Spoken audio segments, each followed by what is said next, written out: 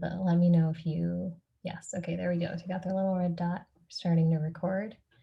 I'm going to kick us off. I'm Sanchali. I'm the founder and CEO of Joro, an app that helps people take climate action that matters, starting with their own carbon footprint. Our goal is to help people understand the climate crisis and understand actions they can start taking that will make a difference, especially when they take them with others. And food is one of our favorite topics because it's one of the areas in which we have a lot of control and a lot of choice and a lot of opportunity to try different decisions that will help us have a lighter impact on the planet and a more exciting culinary experience in our lives. So that's why I'm really excited to invite our guest Ozoz to talk to us. She is a Nigerian food explorer, a culinary anthropologist, a food historian who we're very lucky to talk to. In her blog, Kitchen Butterfly, she cooks, eats, streams, researches, photographs, and styles food, and explores the relationship between food and culture. She was born and raised in Nigeria, and she received a bachelor's degree in geology from the University of Liverpool and a freelance journalism diploma as well. She began blogging when she lived abroad, and maybe I'll ask her a little bit about that experience as well. And she explores the cultural, social, and economic practices behind food. She's one of the foremost researchers on how Nigerian cuisine and West African cuisine affect cuisines around the world. And we're here to talk to her about plant-based eating, global culture, and Thanksgiving traditions to get more inspiration for how we can build our own sustainable and global Thanksgiving traditions. So welcome. Thank you so much for joining us. And I want to start by just asking you what inspired you to start your blog? Well, first of all, thank you for having me, and thank you to everyone who's joined. I started my blog in 2009 when I lived and worked in the Netherlands. And I always think about, the moment in which I decided that was what I wanted to do as a defining moment. I was homesick, so I was working as a geologist away from home. And it wasn't the first time I'd been away from home, but there was something different about that time that had me pining for food, comfort, and all sorts of things. And at that time, I was married. I have children. They were much younger then. So it wasn't that I was missing that aspect, but I needed something that was me, that addressed who I was as Ozoz, not as wife, mother, friend. So it was really a journey to finding myself, to discovering what it was that I liked, what it was that gave me comfort, and having a space where I could kind of bare my heart, my frustrations, and yeah. So it was almost a coming of age slash finding comfort. And how has your work and the blog evolved since then? I started the blog purely as a space to write recipes and stories about things I was discovering, Dutch recipes, European recipes. It was to map my journey. It was more like a journal. But as I progressed, it became next about documenting Nigerian recipes, which I couldn't really find many online references for. It was taking Nigerian recipes that were really tricky and that once I got right, I wanted to immortalize. And then the third step was moving back home to Nigeria and wondering why Nigerian food was so delicious, yet didn't have a visible media presence. And so I started documenting even the basic common elements of Nigerian cuisine, because for me, it's important that if my children, who I knew were going to be global citizens, if they moved abroad when they were older and wanted references, recipes, history, if they would have reference points, they'd be able to go on the internet, search, and find, something that sparked off a childhood memory, or, so it's really, really progressed. And that's the reason behind the name of my blog, Kitchen Butterfly, because I started off life hating food. I didn't eat till I was 9. So I've kind of gone on this metamorphic journey with food and with understanding its essence and its significance. That is so interesting. I found you're so right that like Nigerian and West African cuisine are, especially in the US, I think very underrepresented and not understood. If you ask someone, an average American, what is Nigerian cuisine, I don't even know what they would say. Maybe they would say jollof rice. Maybe they wouldn't even know jollof rice. What have you what have you uncovered around why that is, and what should people know about Nigerian cuisine? I will, in one word, racism, and without getting deep into it. And I say that because there are very clear links between the contributions of West African culinary knowledge and systems through the transatlantic slave trade over 400 years ago that made America's table. If we want to talk about rice, black-eyed beans, sugar, even in a sense, the palm oil, which I know is vilified across the world, but there are not many distinctions when it comes to the contributions of West African culinary knowledge systems. That's one. There's erasure. But critically, Nigerian food is so amazing in its plan forwardness, in its range of ingredients, in its depth of flavor. And, side by side with French cuisine, you can, I mean, there are so many similarities and parallels between Nigerian cuisine and French cuisine. For instance, the technique to chiffonade, right, that people talk of when they speak of French chefs in such glowing terms. If you go to a market in Nigeria, you'll find a woman who probably has primary, secondary school education, slicing the greens with such technique to rival any Michelin star chef. But she'll never be given the recognition or the accolades that a French chef would get. So there's that.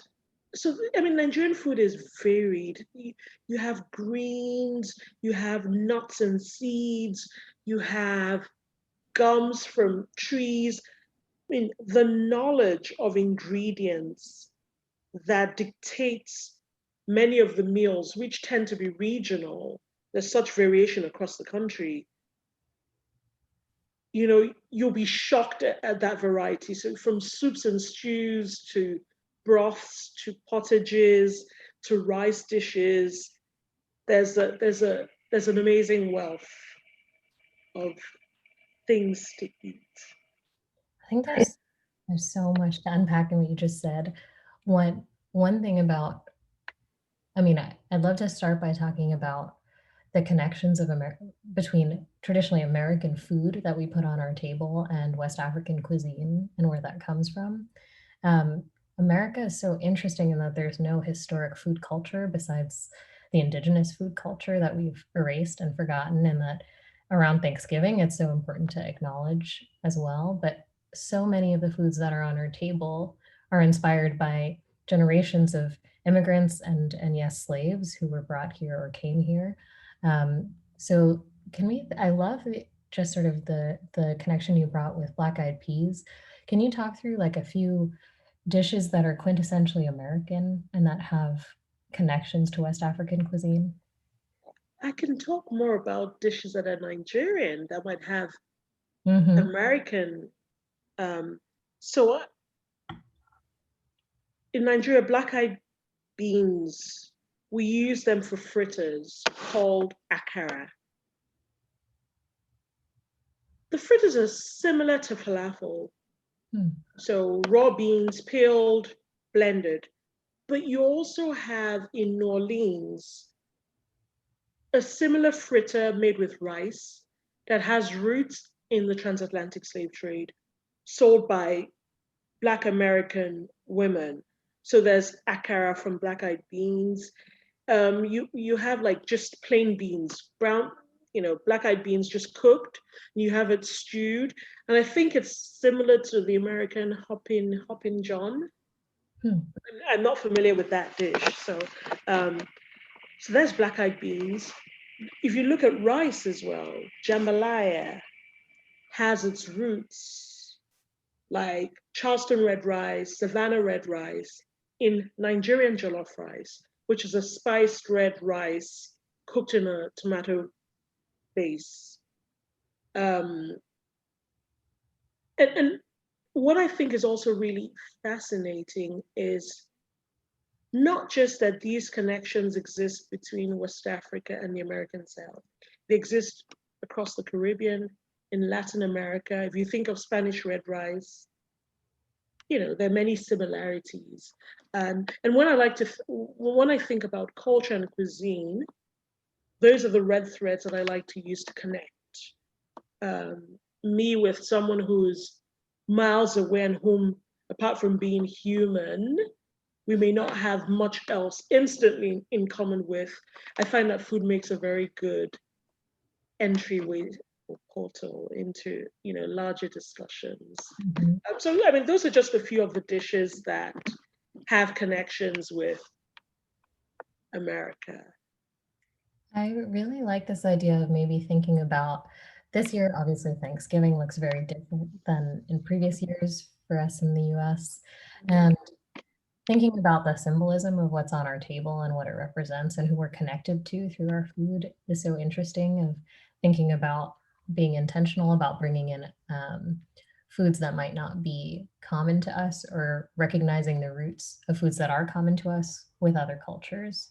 It also actually connects with sort of climate objectives of eating a more diversified diet, one that represents the biodiversity of the plants, and if you eat meat, and the animals on the planet. And then also thinking about that using more ancient grains is also a way to improve diversification, and sort of the organic variants of the types of foods that we usually eat. So I think bringing diversity to our plates is interesting and different. It helps us think about where our food comes from, and it also can have climate positive benefits if we can start incorporating that into our diets in the longer run. And you mentioned sort of regional diversity. That's something that my family is from India, and in US cooking, often Indian cuisine is represented as just really creamy North Indian, sort of anglicized North Indian cuisine. And there's so many diverse cuisines within India that people just don't know those flavors exist. And so I'm curious, could you talk to us a little bit more about the regional diversity in Nigerian cuisine? So Nigeria is a country that has a number of different climates and environments. So in the south, first of all, you have the Atlantic. You have an inland network of rivers and streams and water bodies. You have the drier north, which is kind of also culturally influenced by Saharan culture. So it's Muslim.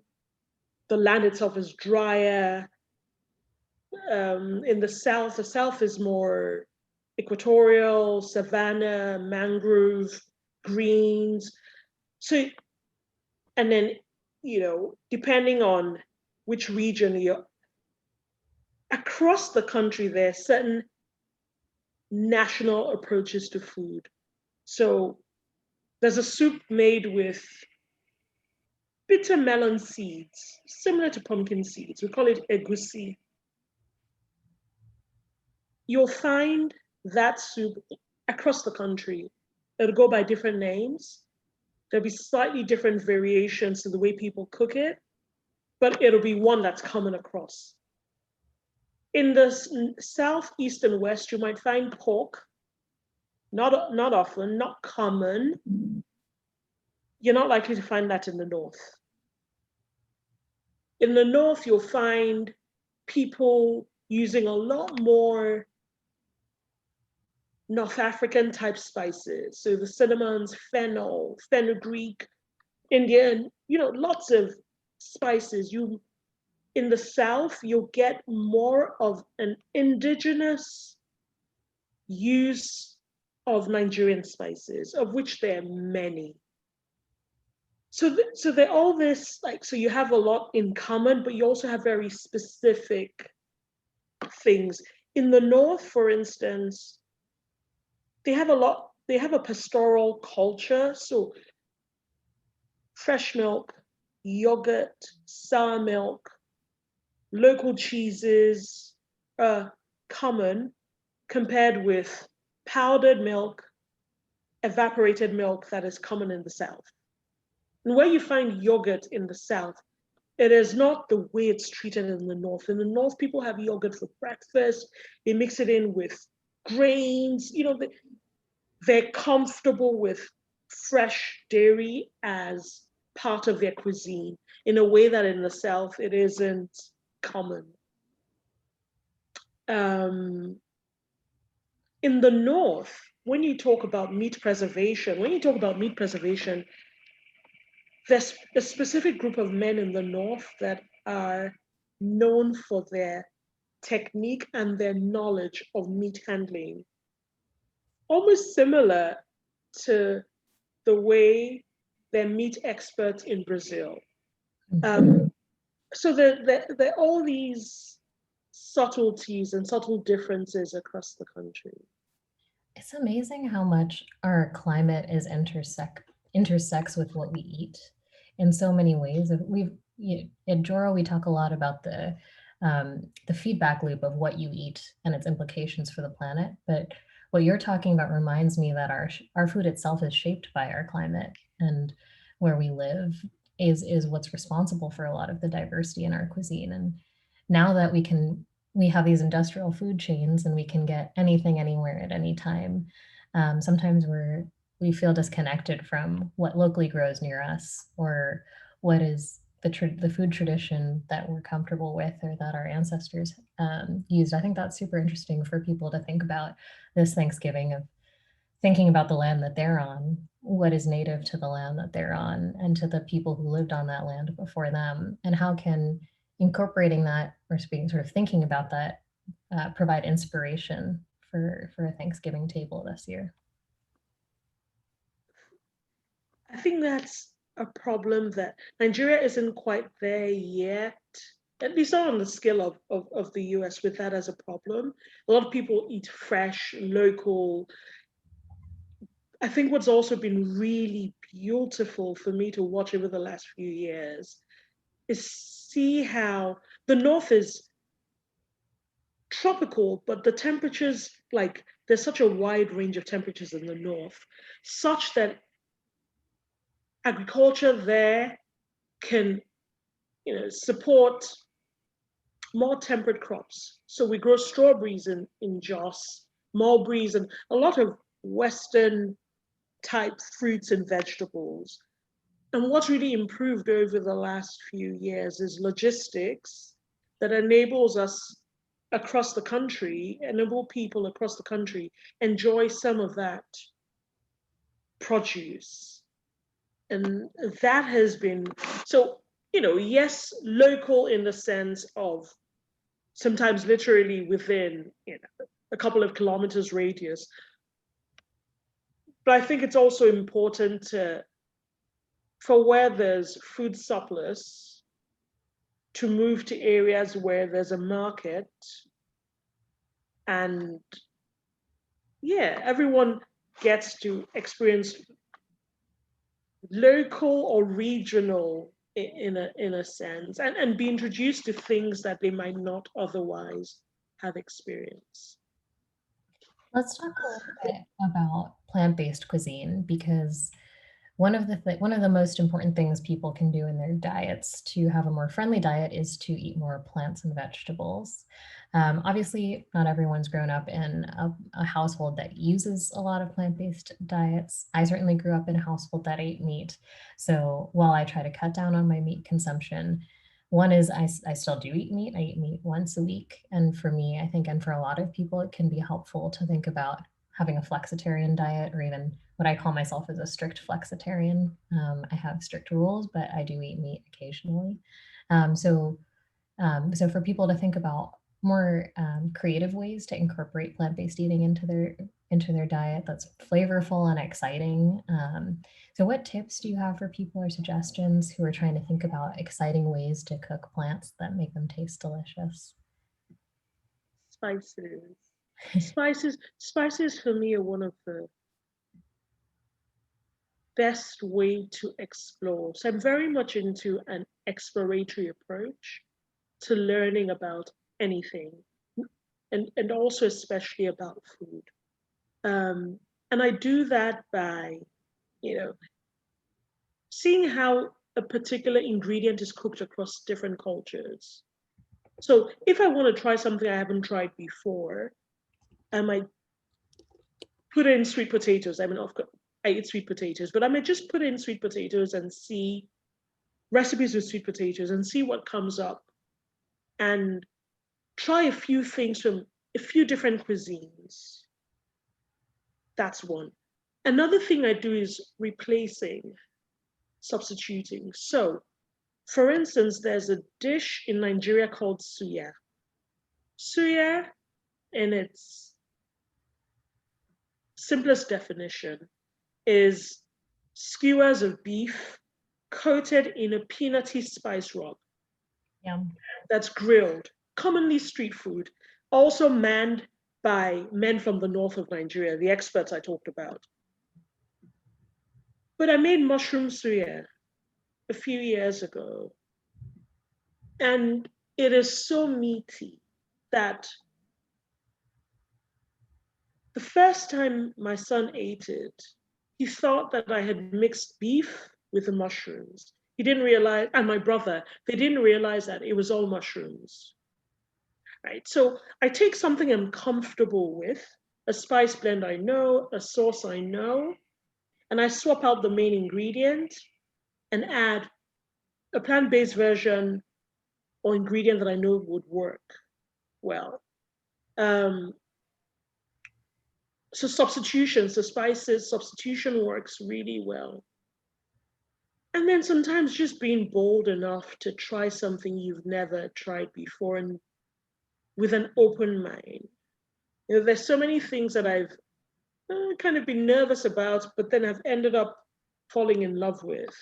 And it's that it just takes openness.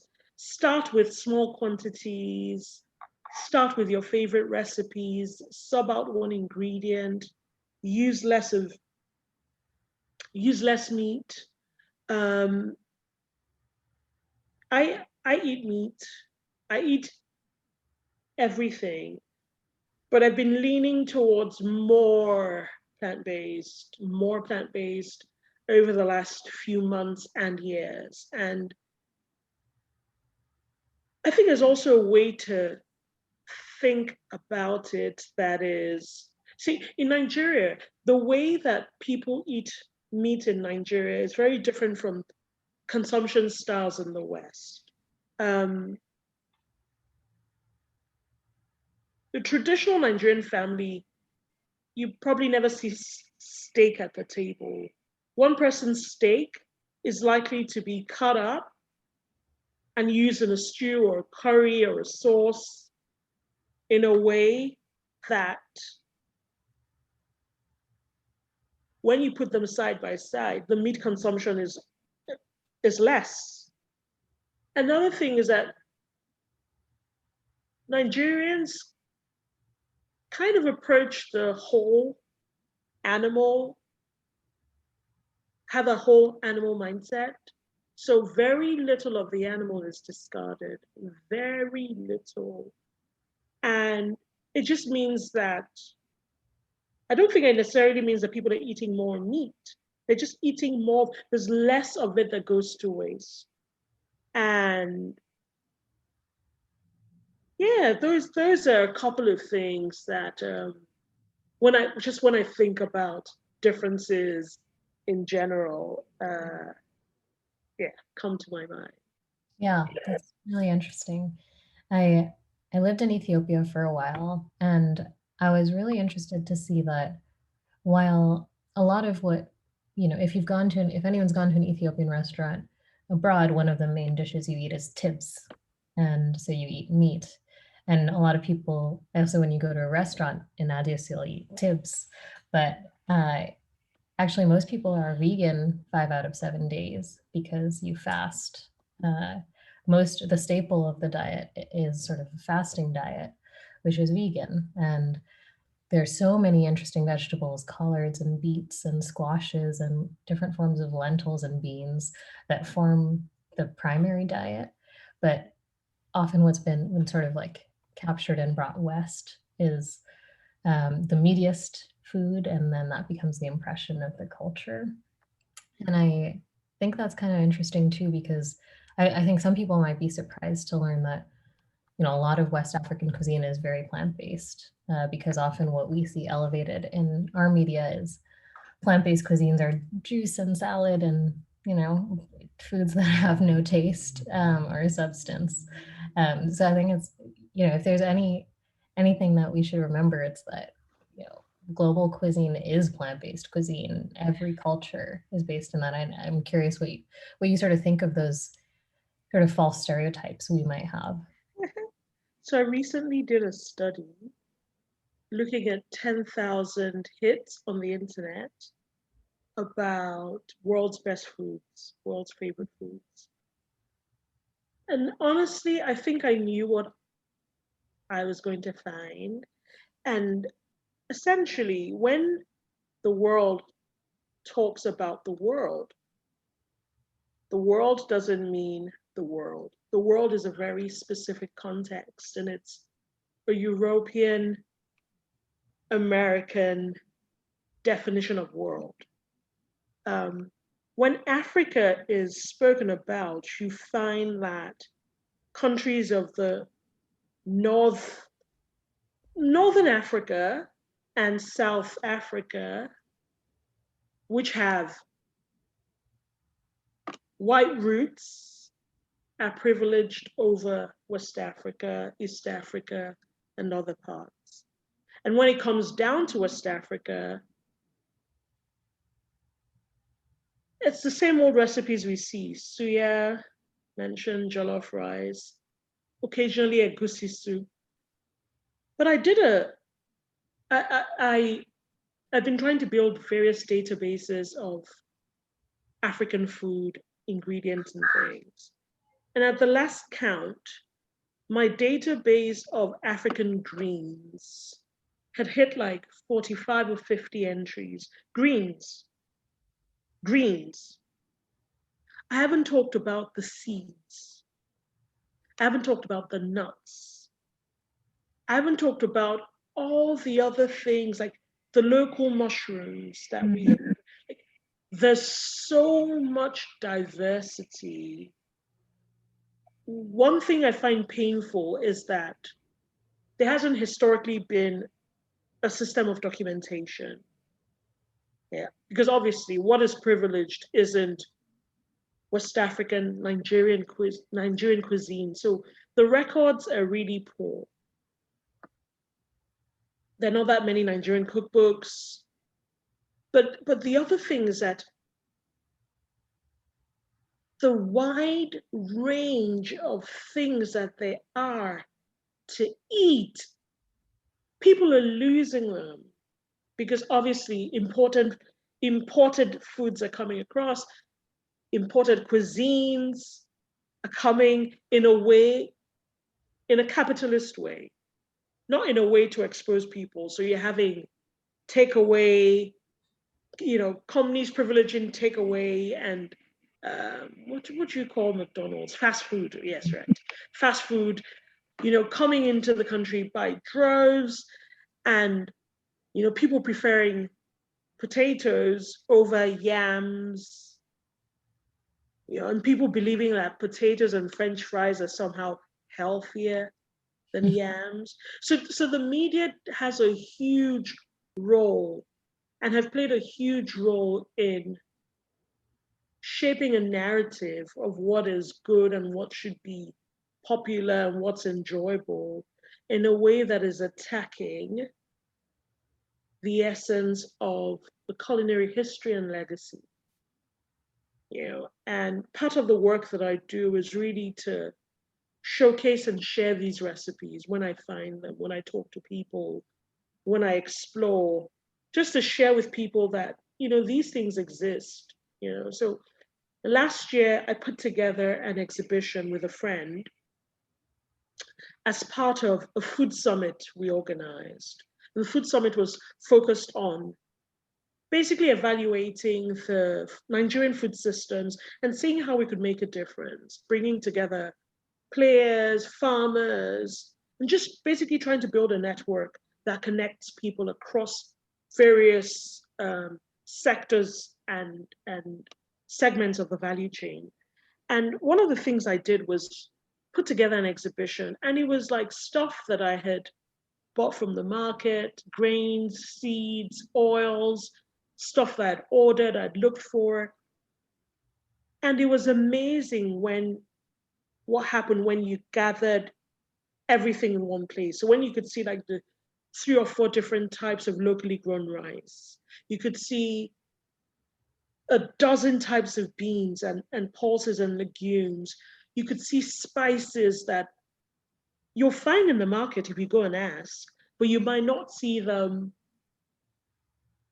on many websites, right? So the comments I got from Nigerians really warmed my heart. They're like, I didn't realize we had so much diversity. I didn't realize that we grew coffee. I didn't realize that the Mambila Plateau was tea growing. And for me, it's important that people know that these things exist. When they know, they can demand. When they demand, it can spur agriculture, it can spur growth. And you'll see small farmers, people starting gardens at the back of their houses and ending up creating not empires in the sense of like, huge empires, but being able to actually cause and affect good change on people's habits, lifestyles, and consumption at the end of the day. Yeah. We're starting to get a couple good questions in the chat that I want to make sure we get to too.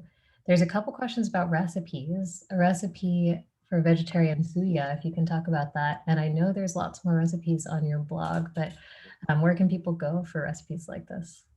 Okay, so the recipes on my blog. I also sometimes write for I used to write for Food 52. I don't anymore. So vegetarian suya, let me tell you what I do. I like oyster mushrooms best. And sometimes I do a mix of mushrooms. I do enoki, oyster. The oyster mushrooms I tear with my hand, sprinkle, drizzle a bit of oil, and then I toss in the suya spice blend, which is called yajin kuli. If you search on Serious Eats for suya, S-U-I-A, yes, you'll find my recipe for how to make the spice blend. And you'll see other things that I've done with it.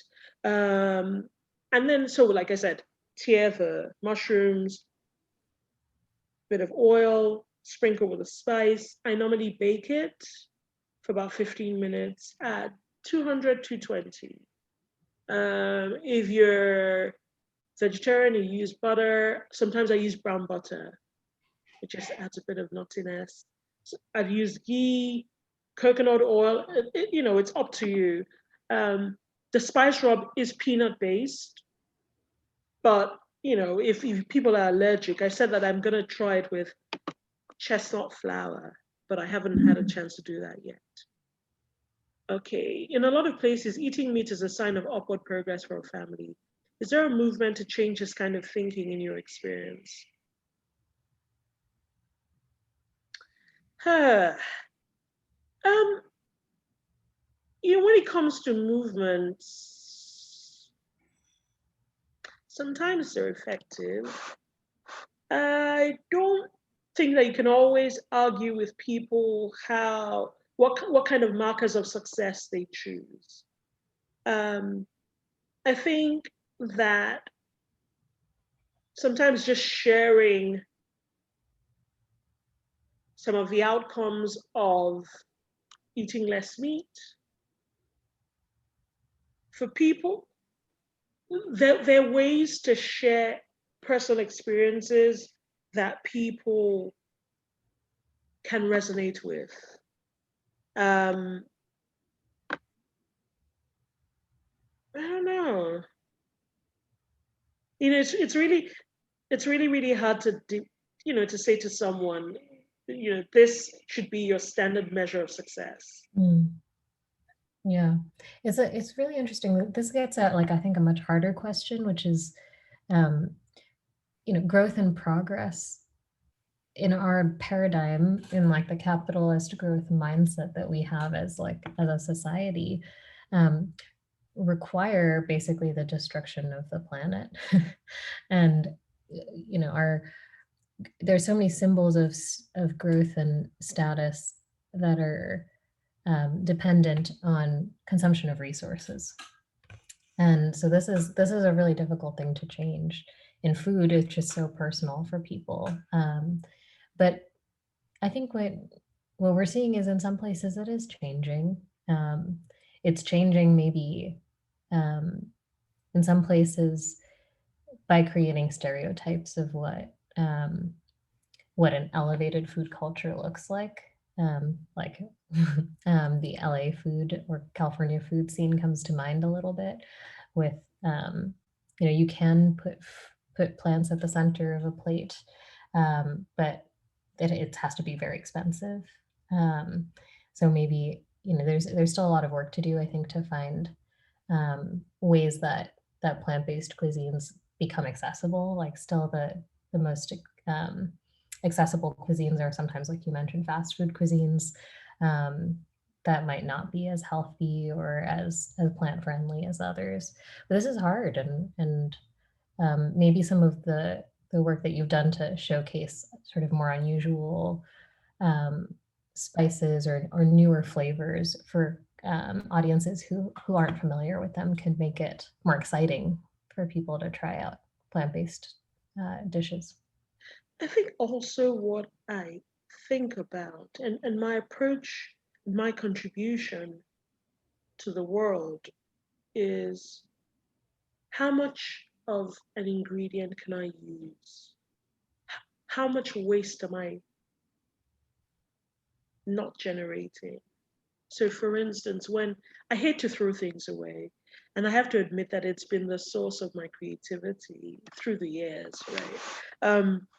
I remember 20 years ago, I'd gotten into making handmade cards, and I was so distressed by the amount of cut-offs I had. I learned to recycle paper and also turn them into cards. And that kind of inspired my approach to food. Also, because Nigerian food culture uses everything, almost everything. So I grew up with a father who would make, would peel pineapples. Where I grew up, we had some of the best and tastiest pineapples. And we would never throw away the skins and the core. Would freeze them till we had a large batch. And my dad would put them in water and make an infusion, make pineapple tea. Um, and that kind of approach puts, in its own way, puts less burden on the planet, sends less stuff to landfills, Mm. you know. But also, I found it super enriching. So, like throughout COVID, when I would have things, because of just how sometimes getting groceries was once you found a delivery slot, you did the best you could, and I tried not to waste anything. And there were so many things that I did. Like I learned to pickle. I pickled everything that I could pickle. Um, I started making lemon puree. So I have one daughter who loves lemons, and she would juice this lemons, and I'd see the shells and think, this. there's still so much life in these. I'm not going to throw them away. And I would keep them.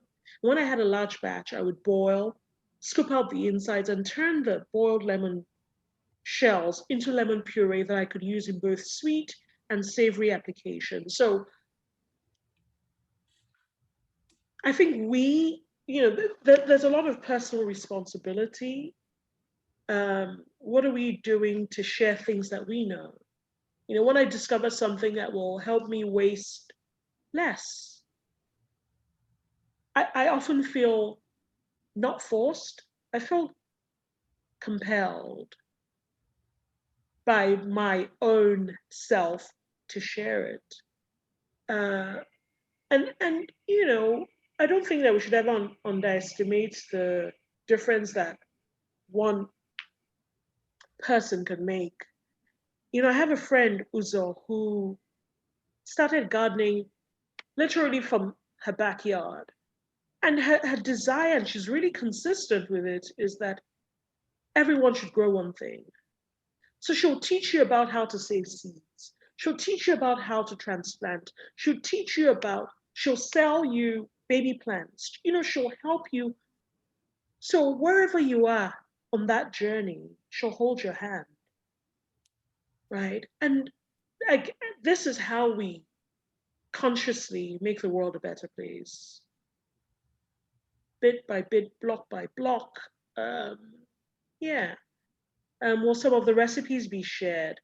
I have some plant-based recipes. I could do a summary of links and share that with you before. When is Thanksgiving? Next week?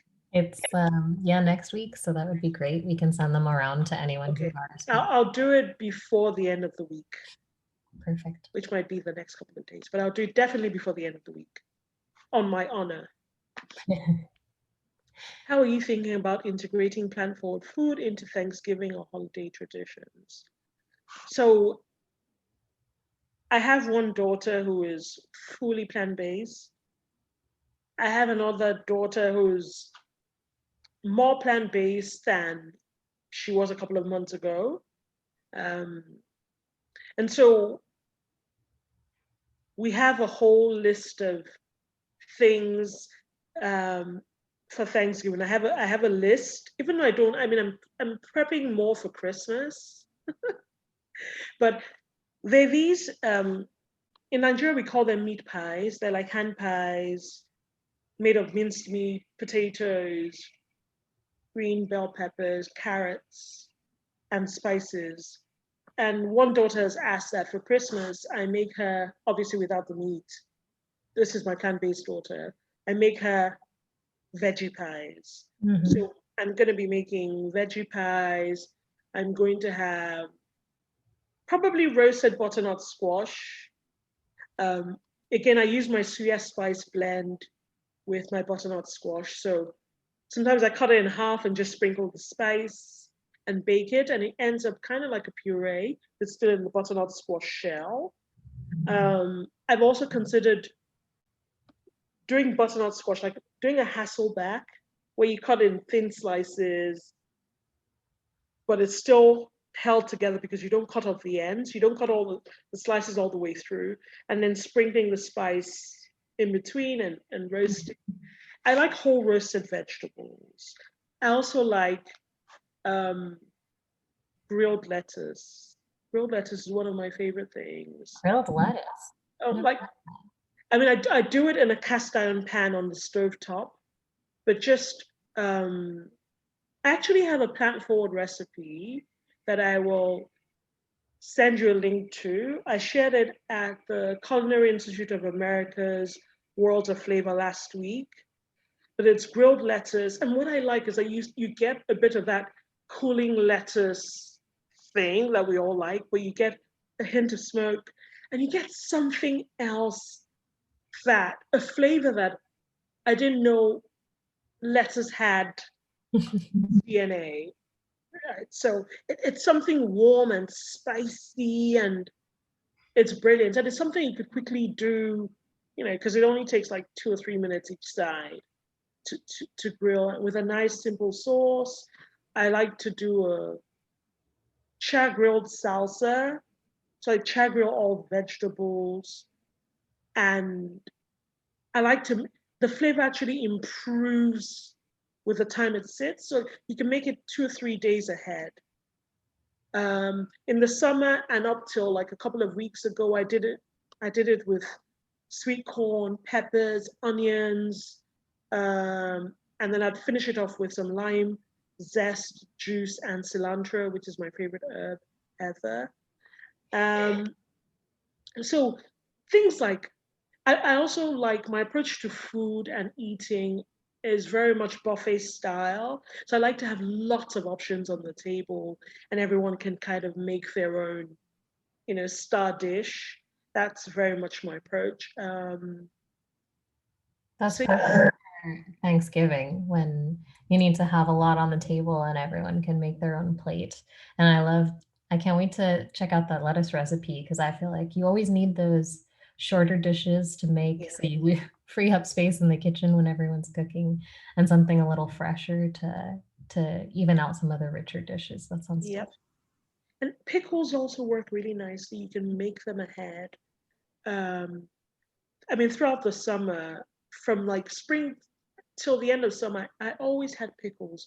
Pickled onions are a staple, but I'd also pickle fennel, peaches, apples, carrots, just a whole load of things. And those bring brightness to the palate and the plate. So you could pickle tomatoes even, and just have jars and just turn them out into nice balls and have your spread. If I've never pickled anything, what should I start with? Pardon? If I've never pickled anything, what's something easy I could start with? Onions, pickled onions, red onions.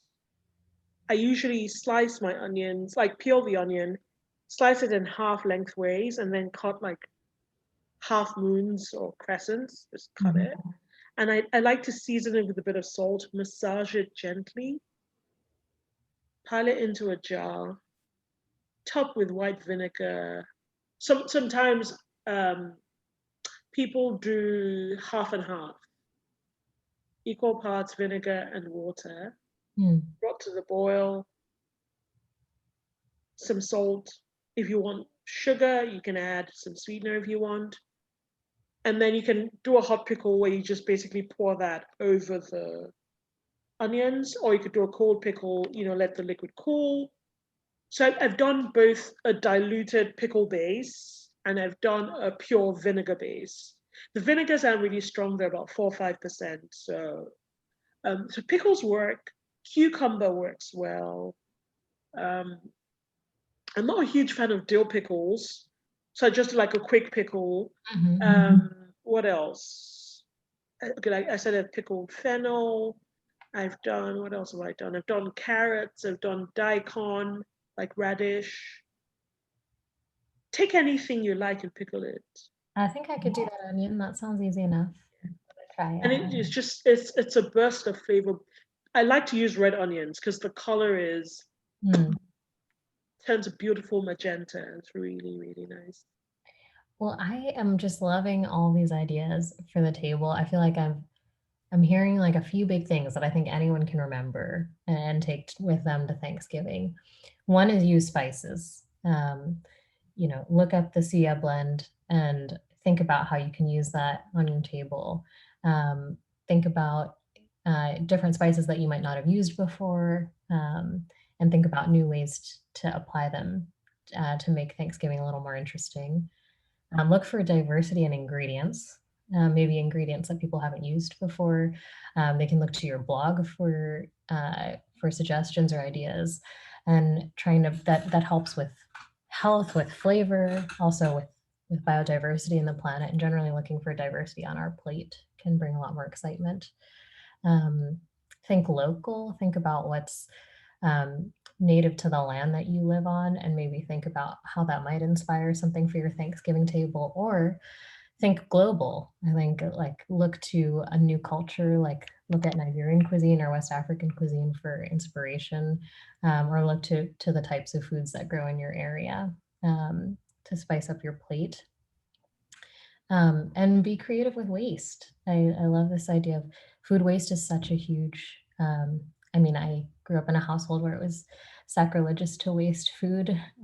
So many people probably already have that feeling, but from a climate perspective, food waste is incredibly damaging.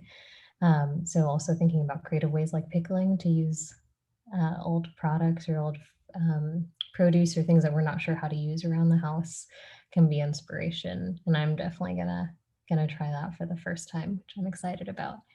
Um, I'm curious if you can leave us with a couple last ideas of any like secret ingredient. You mentioned your favorite herb is cilantro. What are your favorite herbs and spices, or any super unusual combinations you've tried usually recently that you'd suggest?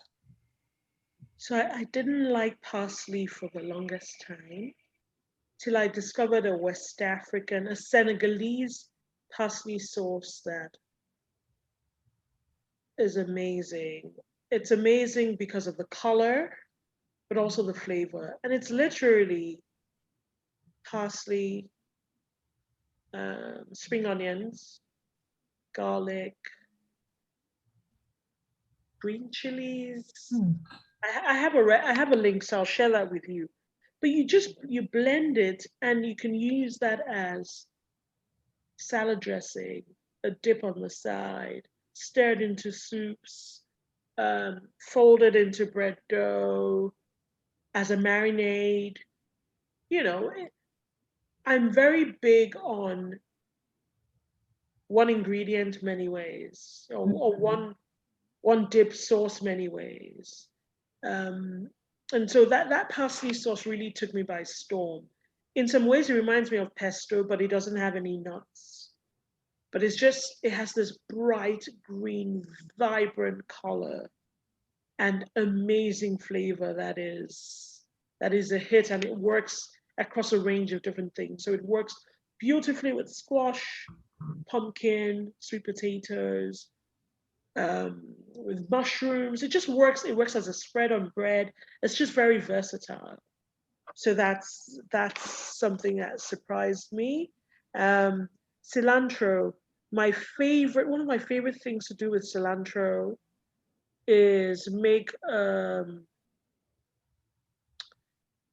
cilantro chutney, Mm. which is a very Indian recipe. Cilantro, mint, coconut, sometimes chilies, and it just has this amazing, refreshing, sweet, spicy, fragrant flavor that works with rice, again in soups, sauces, as a dip, as a side, you know, on a variety of grilled things, and yeah, Those are such good ones.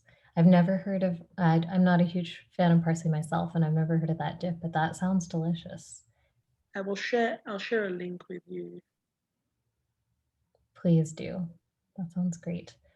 Well, I think I want to make sure that we close out on time. So thank you so much for this inspiration. I think my table is going to be a lot more delicious this year with all of these tips. And I'm sure everyone else here will too. So we'll share out recipes. Thanks so much. I'm glad you guys enjoyed Thank it. you. We'll share the recipes and links to Ozoz's blog for anyone interested. And I'm definitely going to be trying out some of these recipes and posting pictures.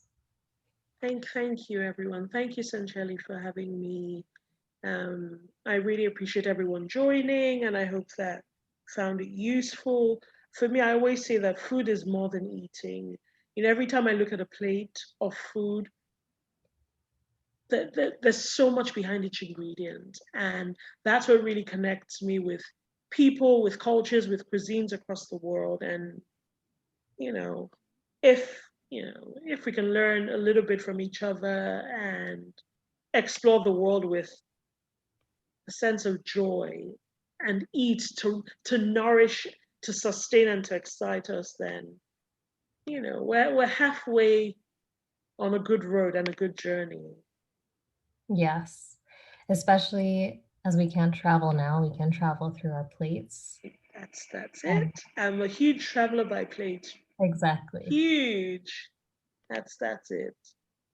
Thank you so much for your Thank time. you. I appreciate it. And Thank you, I'll everyone. share the links. Thank you, everyone, for joining. Thank you so much. Thank you, everyone. Bye. Enjoy your day.